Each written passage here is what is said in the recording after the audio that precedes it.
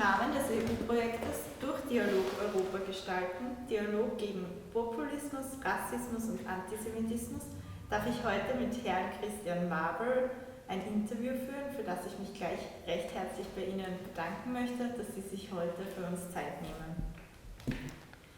Für mich wäre besonders interessant, welche Zeit in Ihrem Leben hat Sie besonders geprägt? Gab es da irgendwie Einschnitte oder Erlebnisse, von denen Sie gerne berichten möchten?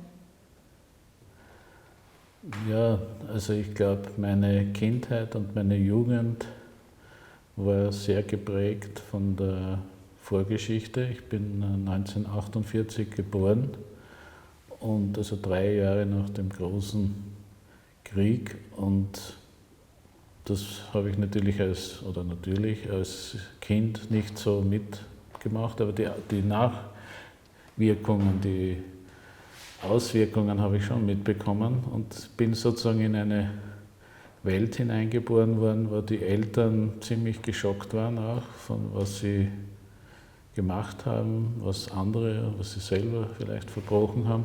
Und die Lehrer, die ich gehabt habe, die waren natürlich alle geprägt von dieser Zeit. Und die Lehrer sind ja bekannterweise sehr prägend für die Schüler. Und die waren teilweise noch von diesem nationalsozialistischen Gedankengut nicht mehr überzeugt, aber sie haben es doch nicht lassen können. Ja? Und das war sozusagen bis so 1966, wo dann für mich eine ganz neue Ära, eine neue Gesellschaft, neue Ideen, Aufbruch plötzlich in mein jugendliches, provinzielles Leben eingebrochen ist. Und das sind eben so Gedanken, dass das erstens einmal, was da alles falsch war, dass die Autoritäten keine wirklichen Autoritäten sind, dass das alles nur aufgesetzt ist. Das hat mich eigentlich sehr, sehr beeindruckt und auch beeinflusst. Also es ist auf 3 Gebieten sind die Dinge zusammengebrochen. Das war anti-autoritär, war angesagt, ja auch im Unterricht. Ja, Summerhill, eine englische Schule, war das Ideal jedes Schülers, weil da hat man frei und freiwillig in die Schule gehen können. Dann eben der Nationalsozialismus, der plötzlich Thema war, was vorher überhaupt nicht war. Und auch überhaupt diese bürgerlichen Konventionen und auch, also es hat sozusagen 3 Revolutionen gegeben und eine davon war auch eine sexuelle. Also vorher war alles sehr, sehr puritanisch. Und plötzlich ist über alles geredet worden, und also aus Amerika sind dann Botschaften gekommen, man muss frei sein, die Hippies. Also das hat mich am meisten geprägt eigentlich, und diese Prägung kann ich auch nicht vergessen. Ja. Also irgendwie bin ich froh, obwohl es dann das Leben so stark beeinflusst hat in die Richtung, dass es schwer war, sich in dieser Gesellschaft sozusagen zurechtzufinden. Aber es war einfach einmal das Gefühl, dass man jemand ist und dass die Meinung wichtig ist. Also die Vorgeschichte vor meiner Geburt hat mich geprägt, und diese 60er Jahre haben mich auch sehr stark geprägt. Können Sie vielleicht auch von irgendeinem Erlebnis erzählen in der Zeit? Können Sie sich da noch an einen Moment erinnern, irgendein besonderes Erlebnis? Vielleicht, was die Philosophie betrifft, ja. Ich habe in der 7. Klasse Philosophieunterricht gehabt. Ja. Das war eigentlich für mich ein ganz negatives Ereignis, weil die Lehrer, die waren damals noch, da waren die Lehrer und da waren die Schüler, und die Lehrer waren hauptsächlich dafür da, den Schülern das Leben schwer zu machen. Und der Lehrer hat jede Philosophiestunde hat er Jaspers vorgelesen. Ja? Und ich habe eigentlich nicht darüber nachgedacht, mir war eigentlich eher langweilig. Und dann ist eben diese 68er-Bewegung gekommen, und dann plötzlich hat auch der Lehrer gedacht, jetzt ist einmal wichtig, was der Schüler denkt über das, was er macht. Und mein Bruder, der war eigentlich ein bekannter Studentenführer in Graz. Und er hat sich gedacht, ja, der Bruder, also ich werde da irgendwas Wichtiges sagen. Ich habe aber überhaupt nicht drüber nachgedacht, über den Jaspers, muss ich sagen. Ja. Und ich sage dann zu ihm, ja, ich weiß eigentlich nicht, worauf das die ganze Philosophie hinausläuft. Ja. Noch, finde ich, sehr vorsichtig formuliert.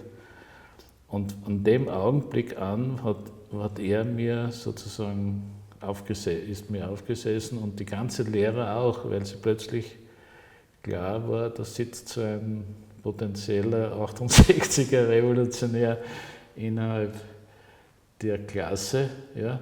Und das war ein wichtiges Erlebnis, was ich mir erinnern kann. Und mein Bruder eben, der Studentenführer war, den habe ich eingeladen, völlig naiv. Und damals war so Mode, bewusstseinserweiternde Mittel einzunehmen. Ich habe gar nicht genau gewusst, was das ist. Mein Bruder hat Chemie studiert und habe gedacht, den lade ich einmal ein und er soll mal aus chemischer Sicht sagen, was ein bewusstseinserweiterndes Mittel, wie es wirkt.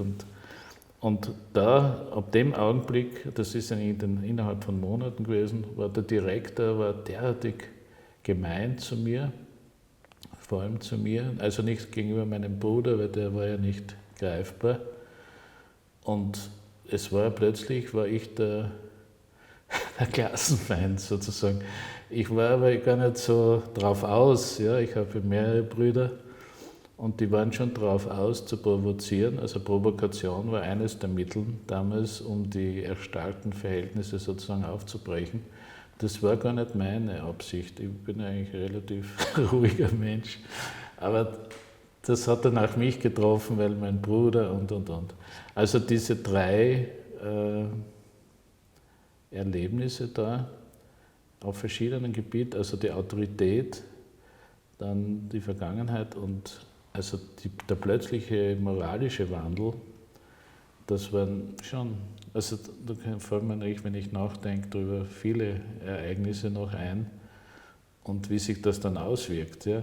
Also ich weiß nicht, ob sich ein junger Mensch das so vorstellen kann.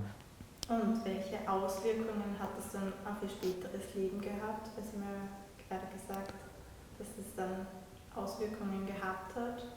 Können Sie da vielleicht in irgendeinem Bereich, im beruflichen Bereich, in der Familie? Wenn ich jetzt, also andere Menschen, die diese 60er und die 68er Jahre geprägt haben, wenn ich die vergleiche mit meinem Leben, dann glaube ich fast, dass es auf mich eine der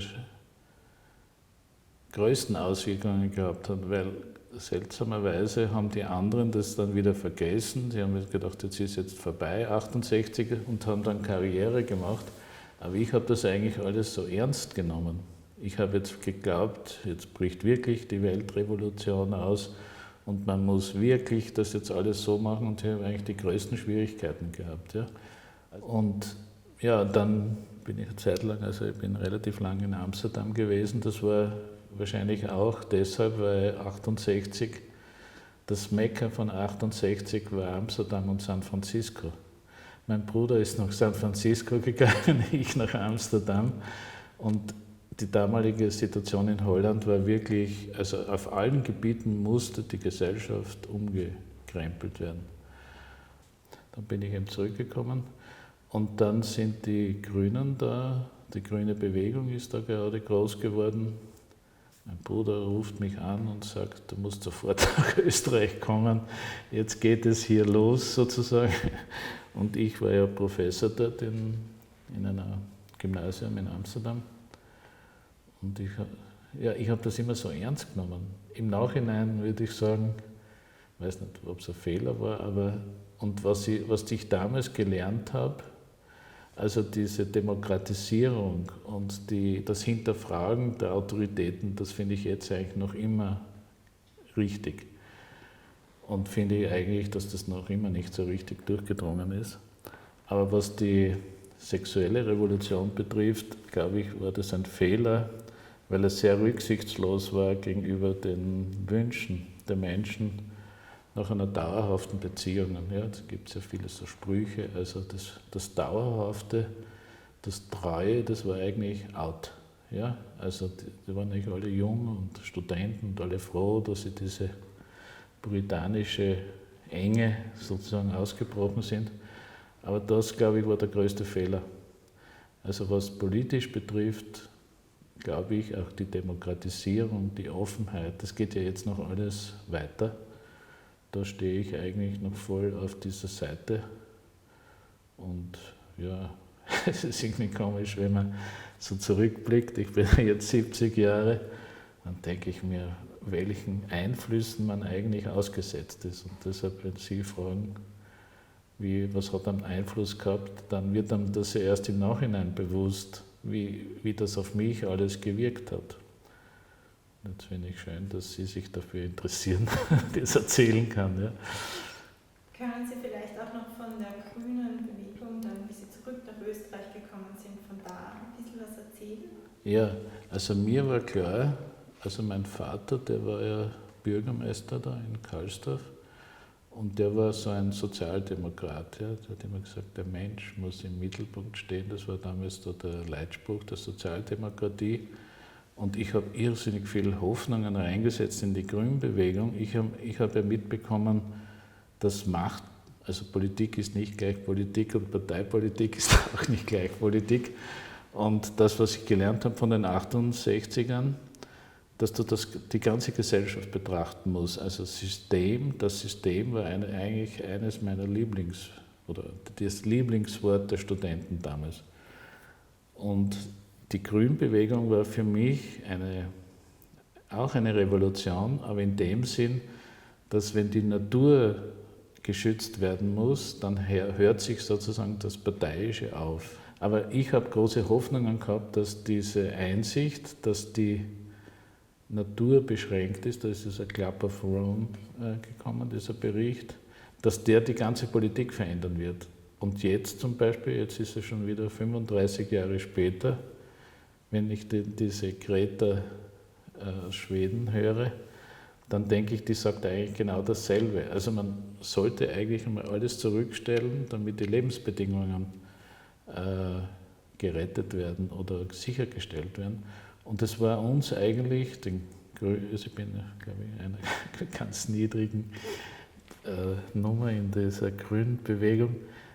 Ja, die Grünbewegung war für mich eigentlich eine logische Folge der 68er. Und ich weiß nicht, wer diese Helden der 68er, das war der Dutschke zum Beispiel, der wollte auch zu den Grünen. Und da habe ich einmal ein Video gesehen, wo er eben, sage ich einmal, ähnliche Gedanken formuliert hat wie ich. Der ist da ausgepfiffen worden. Ja? Die haben ihn überhaupt nicht akzeptiert.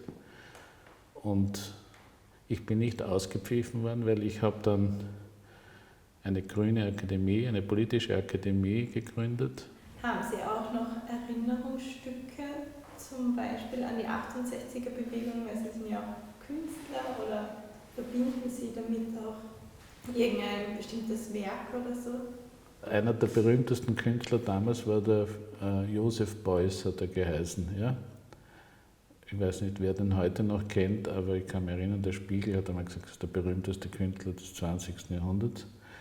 Und da habe ich, das hat mich sehr beschäftigt. Also die Kunst wird immer so bewundert, wunderschön, aber so richtiges Interesse haben nur wenige. Meistens Kunststudenten oder Kunstredakteure oder so. Und der Beuys, der hat einmal eine Ausstellung gemacht und ist der hat geheißen, ich erkläre einem toten Hasen die Kunst. Und er ist mit einem toten Hasen von Bild zu Bild gegangen und hat diesem toten Hasen die Kunst erklärt. Und das hat mich damals irrsinnig fasziniert. Und 30 Jahre später ist mir das wieder einmal durch den Kopf gegangen. Und dann habe ich ein Bild gemacht, das jetzt leider nicht da ist, aber jetzt hätte ich es hersagen können. Ich erkläre keinem toten Hasen die Kunst. Ne, ich sehe gerade, da oben hängt ein Foto, das zeigt mich als 7-Jähriger. damit man sieht, dass ich auch einmal ganz klein war und naiv und unwissend. Und jetzt bin ich, wie schon gesagt, ja 70, dann macht man einiges mit im Leben. Und das zeigt meine Eltern. Und ich war mit meinen Eltern in Italien und das ist mein Vater, meine Mutter. Und dieses Bild habe ich meinen Brüdern gezeigt, weil ich habe es ja gesehen, nicht bewusst, aber dass meine Eltern auch sozusagen zärtlich sind, öffentlich. Ja? Aber meine Brüder konnten sich das überhaupt nicht vorstellen, dass meine Mutter so, die lehnt ja nur ihren Kopf an die Schulter sozusagen. Und das finde ich vielleicht typisch, in welcher Atmosphäre ich als Kind aufgewachsen bin. Also die Eltern waren auch sehr, wie halt in einer. Und eben dann habe ich eben diesen Test gemacht, ob sich meine Brüder das vorstellen können, dass mein Vater und meine Mutter so in Italien spazieren gehen. Und das konnten sie sich alle nicht vorstellen. Und dieses Bild, das ist eigentlich eine der wenigen von den Kunstwerken, die ich damals gemacht habe. Also vor der Grünbewegung hat es eine riesige Friedensbewegung gegeben. Und mein Freund und ich haben diese Atombombe aus Plastik gemacht, war 12 Meter hoch und das waren 500.000 Leute, haben dagegen die Aufrüstung gegen Atombomben protestiert. Also ich habe sozusagen als Künstler auch diese Bewegungen mitgemacht und das ist eigentlich das einzige Bild aus meiner künstlerischen, das war ich noch Student und habe mit meinem Freund, der hat gerade angefangen, so aufblasbare Plastiken zu machen. Und das ist ein Relikt aus dieser Amsterdam-Zeit, so wie dieses ein Relikt aus meinem Kinderleben in Italien. Welche Erwartungen und Hoffnungen hatten Sie zu dieser Zeit? Naja gut, ich weiß nicht, ob man sich das heute noch vorstellen kann, aber ich und meine Freunde und alle haben eine wahnsinnige Angst gehabt, dass ein Atomkrieg ausbricht. Ja, da war ja der Kalte Krieg und die haben einander immer wieder bedroht, Amerika, Russland, die anderen haben ja noch, glaube ich, gar keine gehabt, Atombomben. Aber es war immer so eine Stimmung, die Russen, die wollen uns da an den Kragen und Atomkrieg und einmal war das ja da mit Kuba, die Kuba-Krise, ja, dann Kennedy.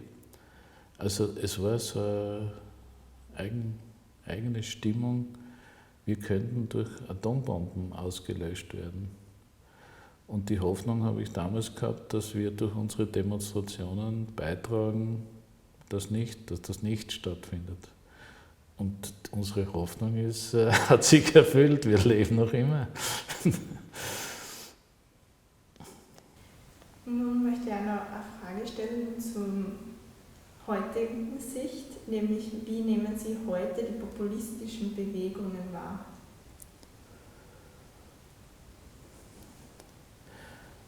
Nein, ich habe mir eigentlich bevor dieses Geschenk des Himmels, dieses Ibiza-Video war, habe ich mir wirkliche Sorgen gemacht, weil die Menschen, es geht so Schritt für Schritt, ja, auch die Nationalsozialisten haben nicht angefangen, Konzentrationslager gleich zu bauen. Ja? Also die haben einfach einmal gehetzt oder die Rechte von bestimmten Minderheiten eingeschränkt und dann ist es zu diesen Katastrophen gekommen. Und ich finde, dass die nichts gelernt haben, die Rechtspopulisten. Ja? Also ich weiß nicht, sie wollen einfach gewinnen, Stimmen gewinnen und bedienen ein gewisses Vorurteil.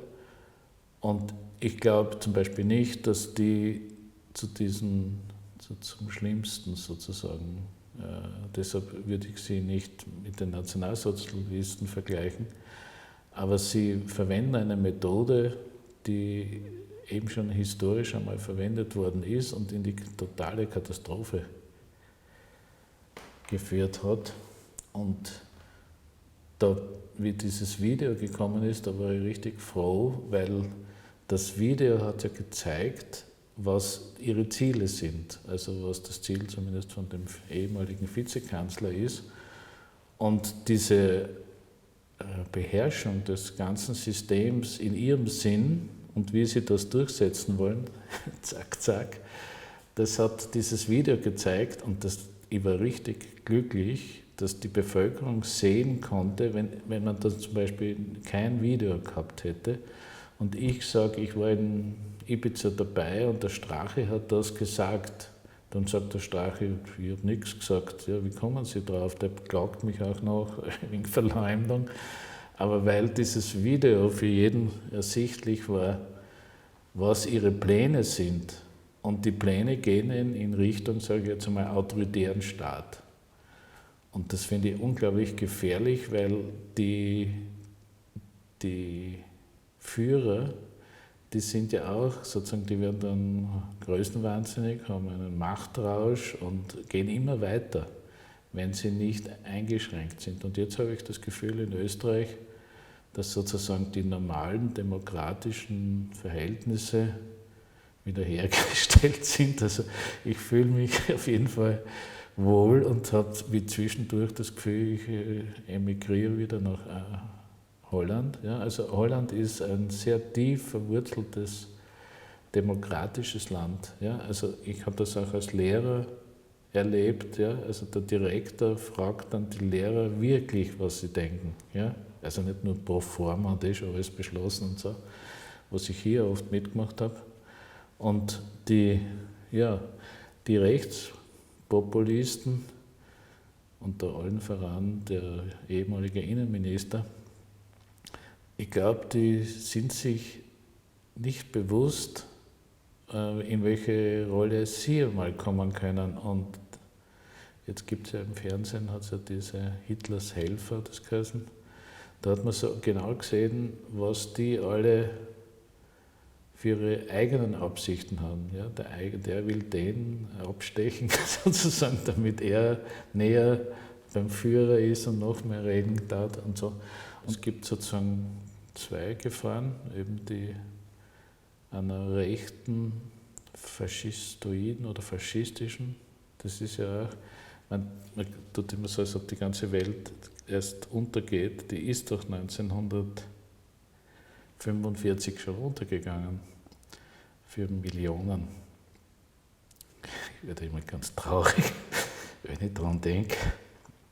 Na gut, auf jeden Fall die rechte Gefahr, sage ich jetzt einmal, die ist einmal vorläufig, glaube ich, gebannt, hoffe ich. Und die Österreicher wählen in der Mehrheit sozusagen ein ganz normales westliches Demokratiemodell, ja?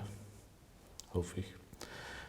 Und ich finde, vielleicht das ist mir schon wichtig, man sollte die Rechten nicht als Feinde sehen. Das irritiert mich wahnsinnig, dass man die wie Feinde bekämpft. Das ist nicht die Antwort. Man muss, glaube ich, ja, und man das sagt dann ja jeder, man soll einander nicht mit Schmutz bewerfen und so, ja. Und was sagen Sie zum Thema Fremdenfeindlichkeit?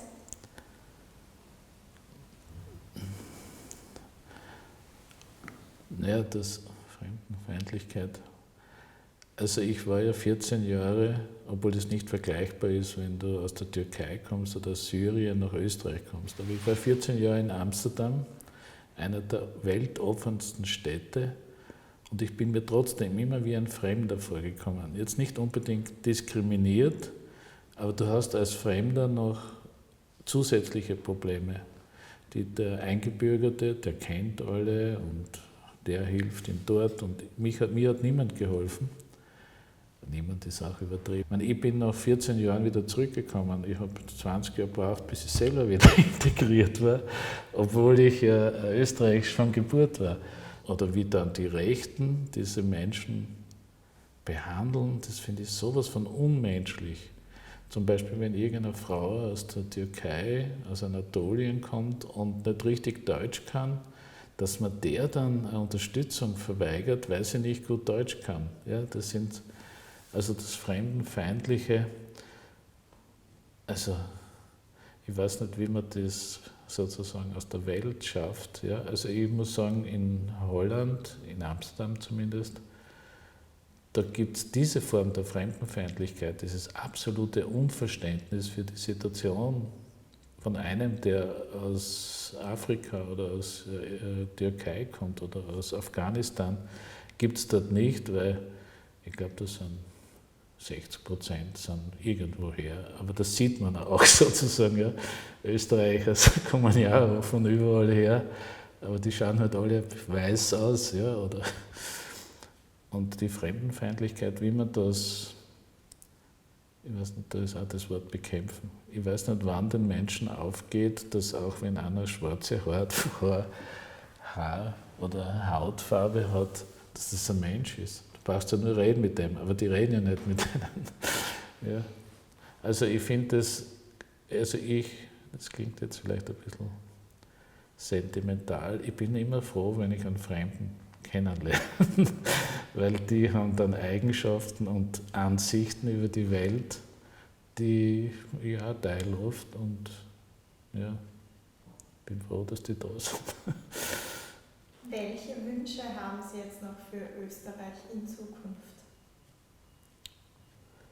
Welche Wünsche? Oder wenn es nicht speziell für Österreich ist, dann vielleicht für ganz Europa oder die EU? Ja, da fällt mir natürlich lauter pathetische Wörter ein. Aber weil ihr ja da von der philosophischen Abteilung kommt, ja, nein, ich bin, glaube ich, einer der ganz wenigen Menschen, die ich kenne, die auf die Erkenntnis setzt. Ja? Ich habe so das Gefühl, wenn man was erkannt hat, dann geht es einem besser, dann kann man besser mit der, und das habe ich selber erlebt an meinem Leben, ich mache 10 Jahre einen völligen Blödsinn, dann erkenne ich, dass das ein Blödsinn ist, dann geht es mir besser.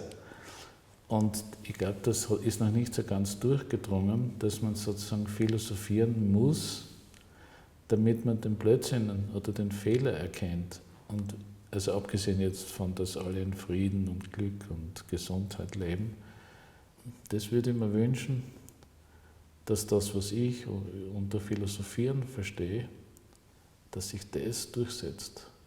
Dass das auch in den Schulen, dass es ja jetzt nicht darum geht, dass du weißt, wann der Napoleon das gemacht hat, sondern dass du den Dingen auf den Grund gehst und dann eine Erkenntnis hast. Und das ist vielleicht das Wichtigste, das mache ich eigentlich ganz gern zum Leidwesen meiner Mitmenschen.